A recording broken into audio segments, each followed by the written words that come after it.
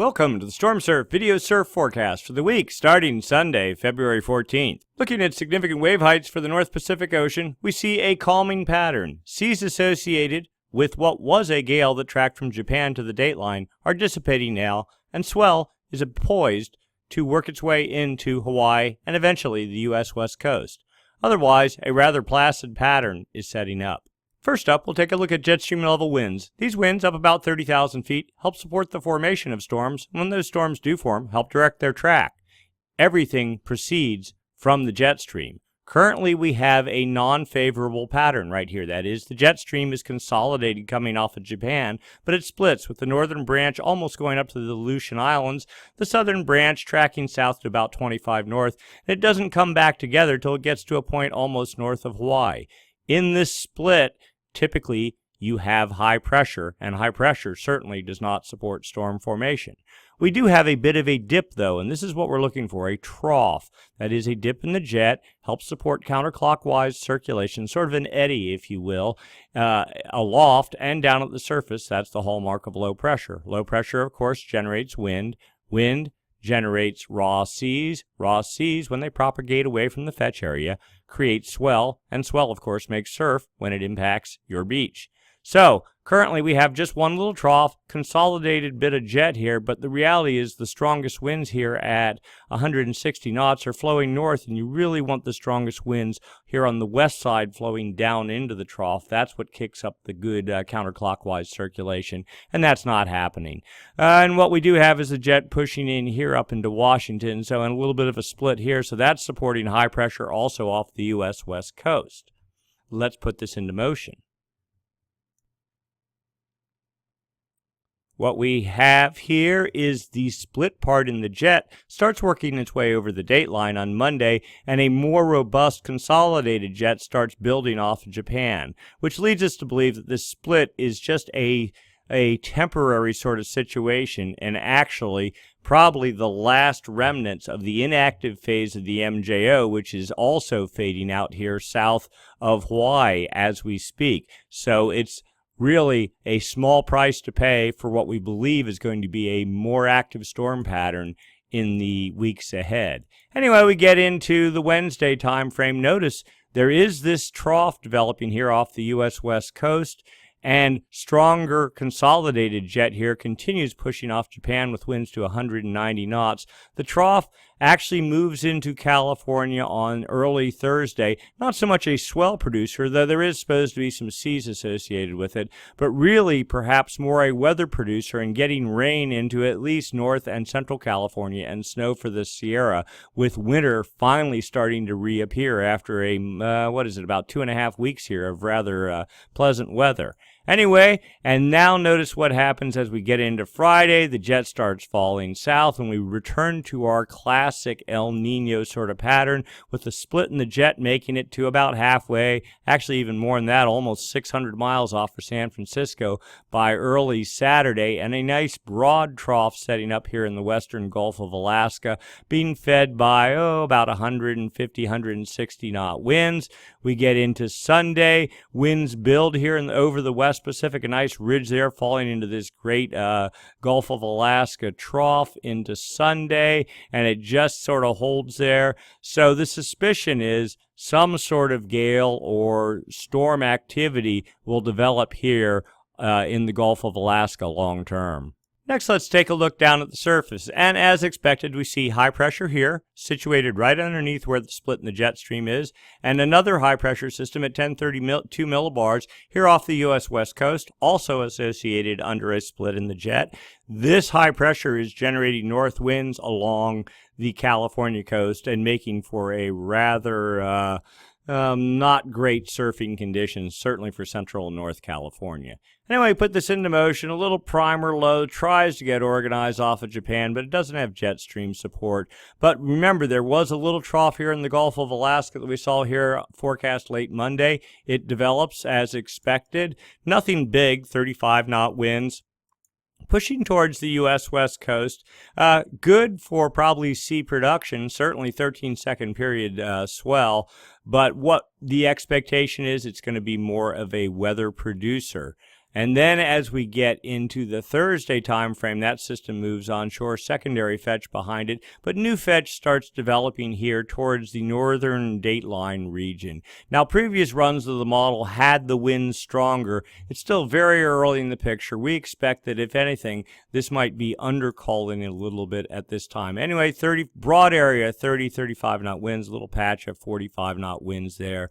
But mainly, so that just sort of falling southeast, targeting Hawaii, but not as strong again as previously forecast. And then we get into about 180 hours out. Remember, there is a big dip in the jet here. We suspect this whole thing, if the jet stream models are accurate, then this is probably undercalled a bit, and maybe something more vigorous will show up. But again, it's a week out, so who can believe the models that far out? And then additional low pressure is also forecast pushing off Japan. So really the pattern we're in now is we're taking a bit of a hit because of the last bit of the inactive phase of the MJO, the split in the jet stream, and it'll take a little bit for the jet to get reorganized. But let's be honest, we've had an absolutely great run of surf. We almost had the eddy here this past week. The Titans and Mavericks contest went off successfully, and there's been bunches of swell buried in between that. So the El Nino pattern, per our perception, is living up to its hype and being very productive, and that in combination with high pressure over the U.S. West Coast has made for some great surf, and whatever California hasn't gotten, Hawaii has. So a good run, and it looks like there's more to come. Let's get into the significant wave height model now. So first up, we're going to take a little step back and just review the storm number 9 that created the supposed eddy swell, and also the Titans and Mavericks swell. And here we go. Sunday night, it developed, what was that, about 42-foot seas just west of the dateline, quickly peaking out with about 50-foot, maybe 50-and-a-half-foot seas at 12Z on Monday, tracking over the dateline, and notice moving straight to the east, again 50-foot seas, 49-foot seas into about Tuesday morning, and then starting to fall southeast while weakening and pushing towards into the Gulf of Alaska by Thursday, fading out with 26-foot seas. And you look at the model here, this is the interesting little part here. Notice the swell energy, or at least raw seas here, moving into Hawaii projected per the model. And that was what was driving a lot of the discussion around the eddy contest.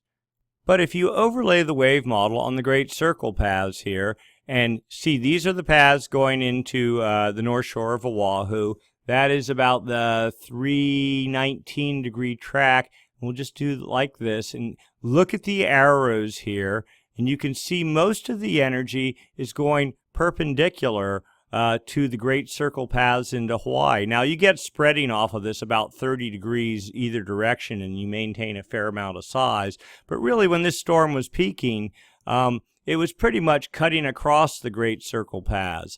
Now, the WaveWatch wave model has algorithms, and it calculated how much swell was actually going to be pulling into Hawaii.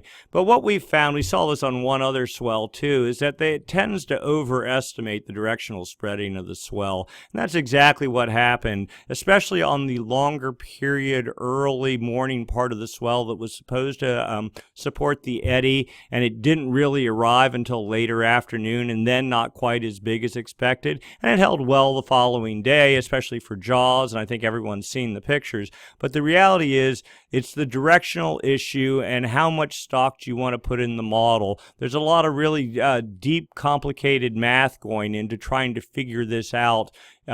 You know, and it's not so easy to do just eyeballing it, but we're starting to take the tact of, if you aren't directly on the Great Circle Path, and let's talk about more directly on the Great Circle Path relative to the Titans and Mavericks contest. Now watch the core of the storm here, and here's the 296-degree path, and this system pushed pretty much right up the paths to Northern California during the peak of the storm, and then not so much, but still well on the 288-degree path later in its life. So clearly most of the energy, though far away from the U.S. West Coast, was aimed at the U.S. West Coast, not so much at Hawaii, and specifically in the longer period energy bands. So a word of warning about the WaveWatch 3 wave model. We learned a little something from this, and I'm sure everyone else has as well.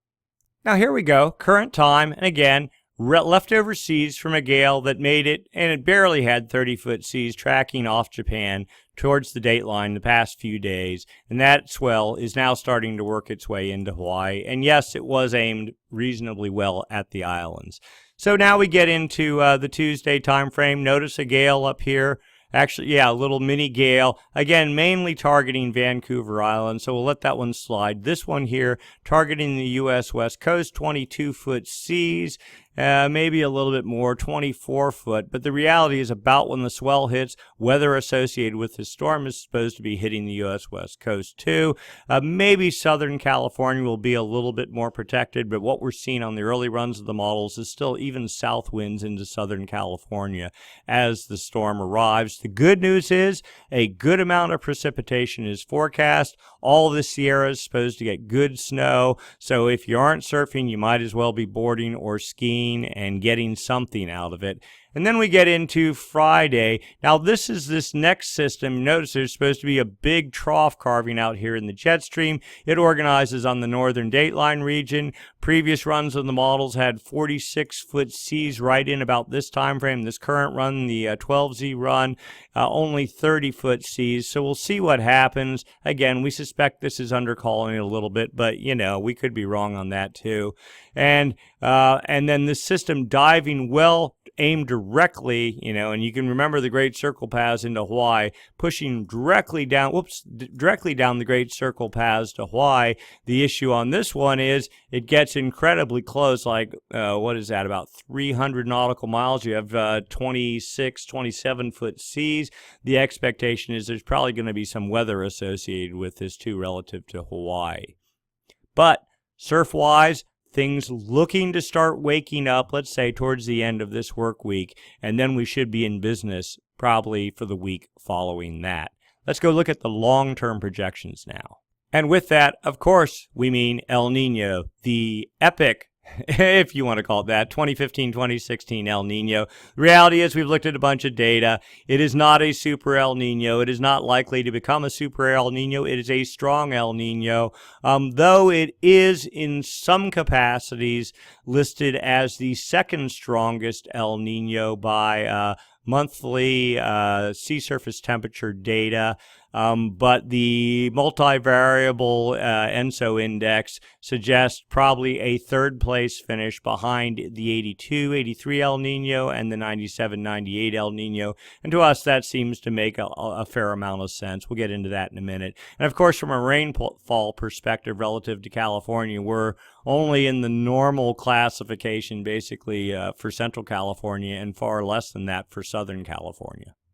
So first up, we're going to take a look at winds, and we see per this is the TAO buoy array, actual buoys strung across the equator, a couple degrees north or south of the equator, giving us hard confirmed data on what winds are doing in this region. This is the prime El Nino region, specifically what we call the Kelvin wave generation area that runs from about 165 west out to about 135 east and 5 degrees north or south of the equator. Clearly, east winds in control. These are trades north of the equator. South of the equator, a relatively calm wind pattern with a little bit of hint of westerly winds. Now, if El Nino were really pumping, doing its thing, you'd expect to see a lot more westerly wind or a broader area of calm winds at least. Looking at anomalies, we see trades are pretty much normal for this time of year at this strength, and so that's basically completely normal. South of the equator, we see westerly tendencies. That is, the trades are less strong than normal for this time of year in these locations, but not overtly so. If El Nino were really strong, you'd expect to see a lot more westerly anomalies in this area. Again, the suppression of these westerly anomalies is due to destructive interference with the inactive phase of the MJO sort of working against El Nino.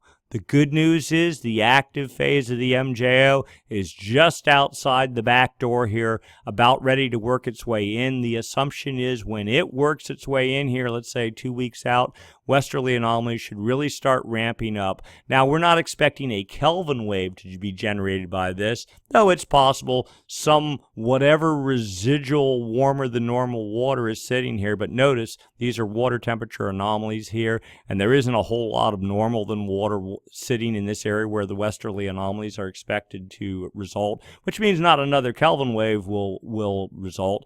But what westerly winds will do is feed the jet stream, and the jet stream then feeds storm development, and then we're off to the races again with another string of storms. So that's what we're looking for. So for a second here, we're just going to focus on westerly winds or lack of westerly anomalies. Kelvin wave generation area right here. This is February 8th. The oranges and yellow are westerly anomalies, and we really want to see them here mainly west of the dateline.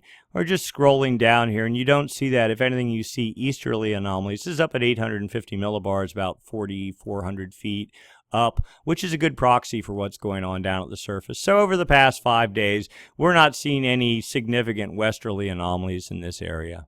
And a quick look at the latest GFS model, the 00-hour hindcast that is current. And here's the Kelvin wave generation area, the core of it here delineated by the solid red line. And we can see a little hint of westerly winds, actual westerly winds here at 18 knots, just south of New Guinea. But otherwise, here are your easterly trades in the roughly 16, 18 knot range here in the northern Kelvin wave generation area. North winds otherwise, or calm winds here. So all the models seem to be holding together pretty good in terms of what's happening currently. And here's yet another way to look at this situation. This is the whole globe on one chart. The Kelvin wave generation area basically runs down this strip right here. The date line is right here. Reds, of course, are westerly anomalies. And we're going back in time in January. We see the last tail end of what was a very strong westerly wind burst that died. And then the inactive phase pretty much took over here starting late January. All of February has been very spotty. But then we move into the forecast time frame here, and starting per the GFS model, February 4th, about the 15th or 16th, here comes westerly anomalies forecast and building solidly over the next week. We can also look at the GFS model here and run this out, and you can clearly see this area of westerly winds here in the 20 to 22 knot range starts building in coverage, covering the whole southern Kelvin wave generation area, anywhere from 15 knots upwards, and that's pretty good, and continuing solidly Wednesday, Thursday, Friday. Look at this, 22, 24 knot winds come into Friday, well in the heart of the Kelvin wave generation area, and then starting to fall south after that and moving out of the picture by about Sunday, a week out. And yet, a longer-term view of what's going on. Now, this chart is a little bit different. The date line runs right down the middle here. Kelvin wave generation area basically there to about the date line.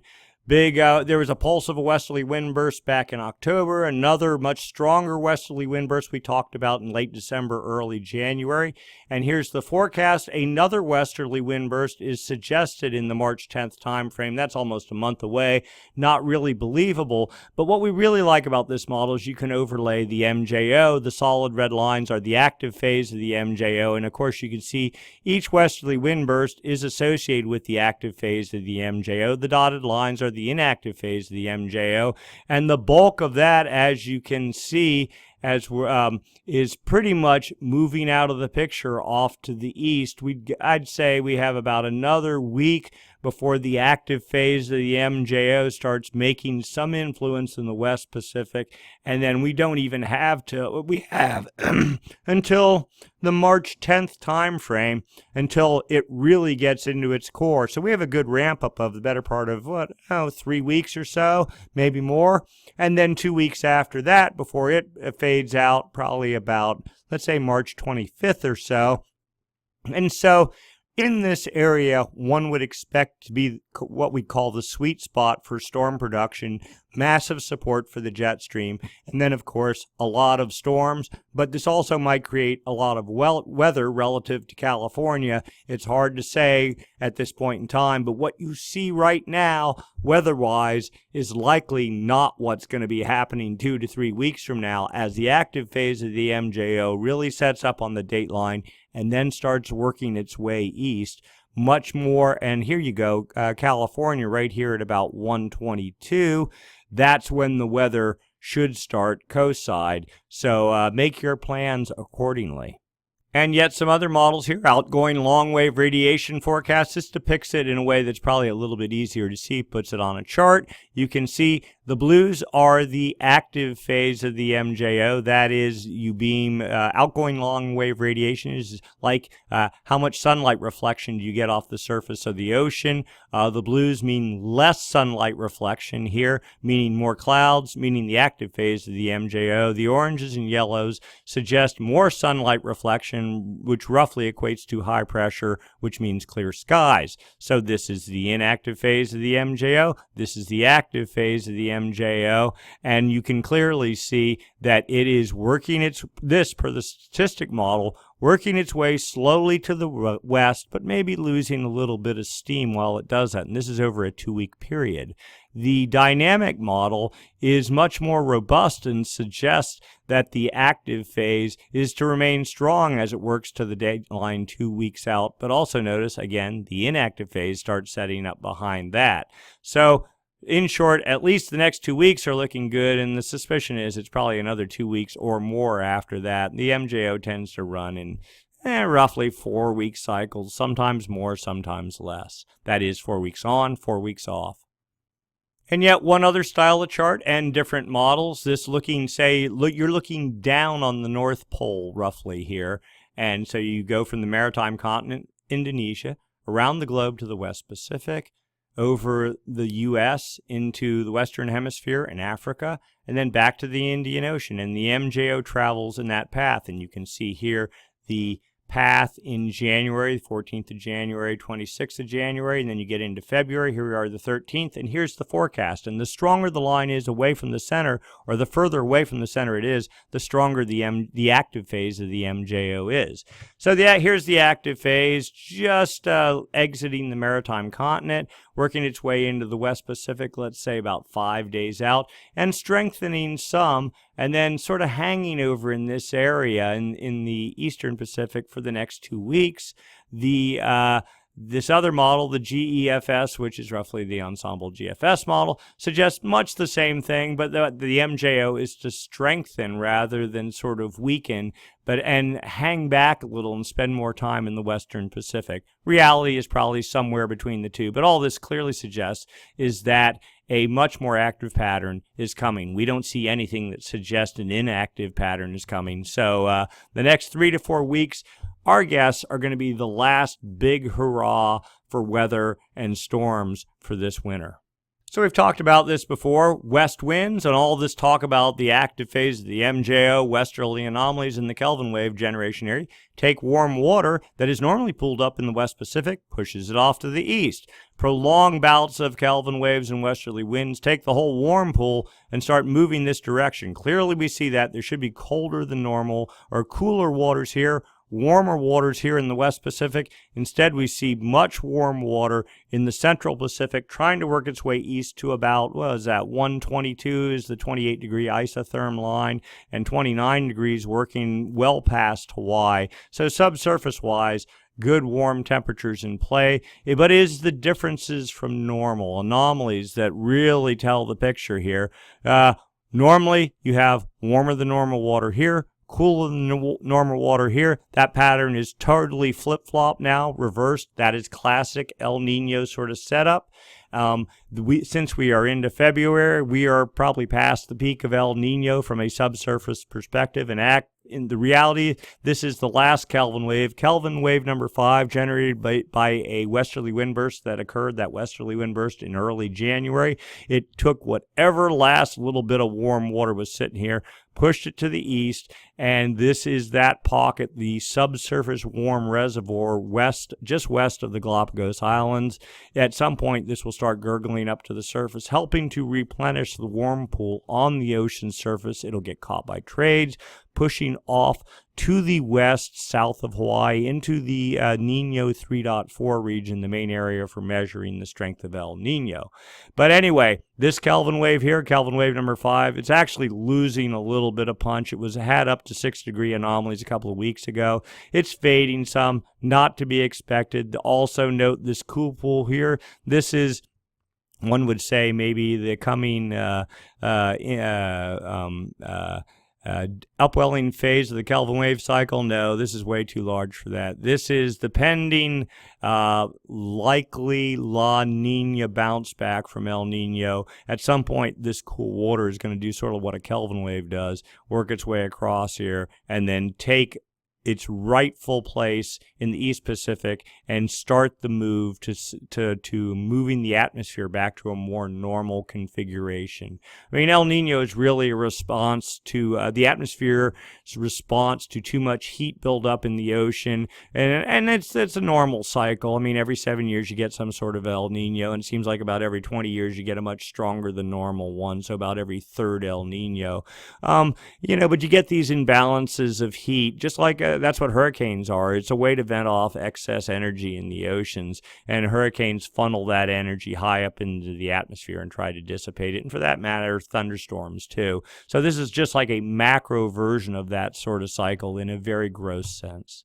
And here we go. This is a higher res version of the same sort of picture. Here we go. This one suggests 5-degree anomalies, 5 and 6-degree anomalies in flow as of February 7th here in the East Pacific. What we're looking for is that, so the pattern is the warm water's traveling this way, building up here. At some point, it's going to start, these 4-degree anomalies here will probably reach to the surface here in this area. So that'd be west of the Galapagos and start gurgling to the surface. So that's something to look forward to in the surface level imagery. And we were figuring probably in the next 2 to 3 weeks, we might see a couple little fingers of this gurgling up. And there's a pretty good warm pool here. I mean, it's not nearly as big as the one we had earlier this year, but certainly is preventing El Nino from collapsing early and giving it extra legs and going to help it last a bit longer. In the big El Nino of 97, 98, by this time in February, you already had massive cold water under here, and the warm surface pool was already in major collapse. We're quite a ways from that happening, which means this winter, even though the active phase of the MJO might collapse, the suspicion is this winter is going to hang on for quite a while. Not as robust as during the, well, let's say the coming active phase, but there will be storm and jet stream implications for a good long time. And again, here is Jason 2 satellite data. Strip out all the waves, strip out all the chops, strip out the tides. This tells you how, anomalies, differences from normal for the height of the ocean surface, 15 centimeters above normal here. This is a good proxy for heat. Warm water at depth. Warm water at depth, of course, expands. That sort of creates a bulge on the ocean surface. We've seen this chart. It's not a whole lot different than what it was last week. And of course, our favorite chart, basically West Pacific here, East Pacific here. This tracks the upper ocean heat in the upper 300 meters of the ocean. And you can see Kelvin wave number 1 in March 2015, number 2 in May 2015, number 3 in August 2015, number 4 in November. This was the biggest of all of them. And now here is our newly developing Kelvin wave right here. It actually had a couple pixels of these 2.5-degree anomalies, but they've faded out, and one doesn't expect to see it. Even having 2 to 2.5-degree anomalies over actually, let's do this. What is that? 10, 20. Oh, a 30-degree width here? Is that for real? Yes, it is actually a little bit more. That's actually quite respectable. And considering the strength, it was probably almost the strongest westerly wind burst of this entire run here. But the only reason it wasn't as strong as this one or this one is there just wasn't any warm water. You can see here, no warm water left in the upper 300 meters of the ocean to be able to create a really respectable Kelvin wave, but given everything, not bad at all. Also notice a little pocket of cooling here working its way into Ecuador. This is the upwelling phase of the Kelvin wave cycle. That is, you get between a downwelling phase, warm pocket, you get a little bit of cool, warm, so cool. But then we're also sort of keeping our eyes out to look for the ultimate collapse of El Nino, but we would expect to see these blues here working their way much further east before that's going to happen.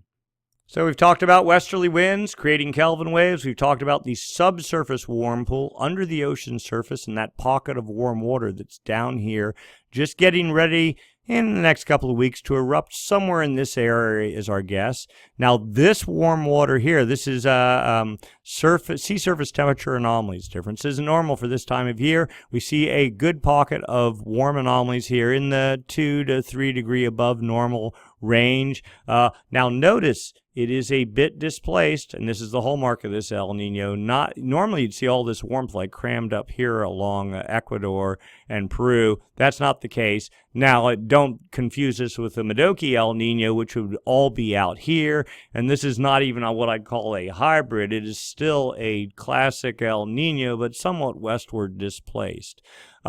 So good warm surface pool here. Also notice this little finger of cooler water showing up here first time. The Niño 1.2 region right here has not been in play for months. All the warmth in this El Nino has been in the Niño 3 and Niño 4 regions here. And this basically reflects that same pattern. Temperatures fading just slightly, but nothing dramatic yet. The trend in normal, you can clearly see here's differences in the last 7 days. Here's the cooler water showing up here. We attribute this to the upwelling phase of the Kelvin wave cycle, and subsurface, the next batch of warm water is getting ready to erupt, but it will not erupt here. It'll be out in this region is the expectation. A little bit of warming going on in spots here, but nothing really dramatic and nothing, unusual. We're not going to go region by region as we have done because we can just talk through the changes. Clearly, this cool little band here in Niño 1.2 is noticeable also. Here in this region, temps they're warm, but nothing dramatic. All the warmth sits out here from about 120 west out to beyond, almost to the date line. The core Niño 3.4 region is 120 out to 170. And here you go. Here's another way to look at it. Again, the cool finger here. Here's most of your heat going out to about 172 west. The Niño 3.4 region is this area right here. But you know what? El Nino is not solely defined in the strength of El Nino just by the temperatures in this one little box. The reality is this whole area, if you want to talk about 97 and its impacts, this whole area was cooking hot here. Same thing in 82, 83, though not quite as much. This year, even less so. And that's part of the logic around why the MEI index and some others are suggesting that this El Nino is probably the third strongest El Nino, certainly not the first and not the second. And global impacts, and if you live in Southern California, you just start talking about rain, you can say there's no comparison so far. Of course, there could be some March miracle, but the expectation is this will not compete with either two of those El Ninos. And yet one more way to look here at the anomalies, more of a graphic representation from the buoys. The notable thing here is, yes, here's the East Pacific Galapagos out here. Big warm pool for sure. Anomalies solid going out to almost to the date line here. But there was a pocket of 3-degree anomalies in here even 3 days ago. That has vaporized. I mean, you sort of see the shadow of it here. But this warm pool is slowly settling down. And just real quick, here's the Niño 1.2 region, the region close to Ecuador, and you can clearly see temperatures were pretty high back in December, and they were even higher earlier, but they've been on a steady downward track. Whereas in the Niño 3.4 region, the main area used for measuring the strength of El Nino, our peak temperatures here in November were right at 3 degrees, and even now, what are we talking, 3 months later, they're still at 2.37 degrees, and they were up to in the about 2.7 degree range just was that 2 weeks ago or so? So really still quite impressive, but the breadth of this area and the breadth of this warming was not as large an area compared to 82 or the 97 El Niños. But you can have all the warm water in the world, but it's the effect of that warm water on the atmosphere that really makes the difference. That's what affects the jet stream. That's what creates our storms and creates surf and or rain. One of those measures is the Southern Oscillation Index, difference in pressure between Darwin, Australia, and Tahiti. Negative numbers suggest the active phase of the MJO. A prolonged bout of negative numbers suggests El Nino. The daily index starting to fall at minus 19.1, suggestive that perhaps the active phase of the MJO is starting to work its way and have some effect mainly over Tahiti. The 30-day running average that we use to monitor basically the active or inactive phase of the MJO is getting less negative, minus 9.64, but if these negative numbers continue, this will start falling. And then the 90-day average used to sort of hint or indicate El Nino is falling, but it is, the point being, it's negative at minus 11. Very good sign, suggestive of a moderately strong El Nino. Really wanted to see this down about minus 15 and this down at about minus 20 or so like it was earlier, but seeing how we're on the backside of the El Nino life cycle, all these numbers are quite respectable. With the active phase coming, these guys will all go a little bit more negative, but after that, then the El Nino should start wrapping itself up.